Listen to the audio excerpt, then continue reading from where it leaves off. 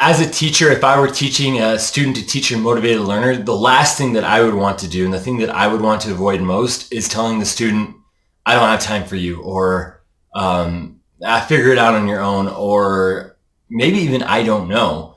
I think some things that you can do, and one of the best teachers that I've observed in this situation, she taught at the time a science class. She's moved to another subject. But anytime a student would raise their hand and ask a question, and if she didn't know the answer to, she'd say, we need to figure that out together. Stay after class. And they would Google and they would look through books and they would do things and they would figure these things out. And those students became awfully loyal to her. If she had just brushed it aside and said, I need to cover the material that's here right now, I think that would have been very ineffective and would have caused a lot of students that ended up going into the sciences, becoming nurses, becoming doctors, becoming fellow science teachers themselves.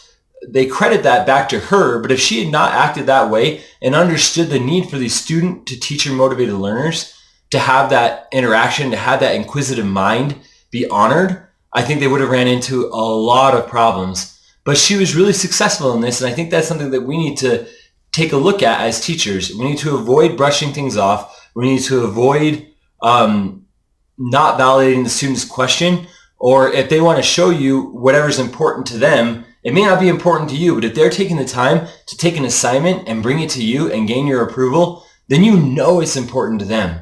And so avoid the tendency to say, I just don't have time for that. At best, or I said at worst maybe, I would just say, I love that. I'm so grateful that you brought that in. I really want to look at it. Can you come in at lunchtime? Can you come in during my prep period? Can you come in during my office hours? Can you email me a copy? Whatever's easiest for you, but don't blow them off.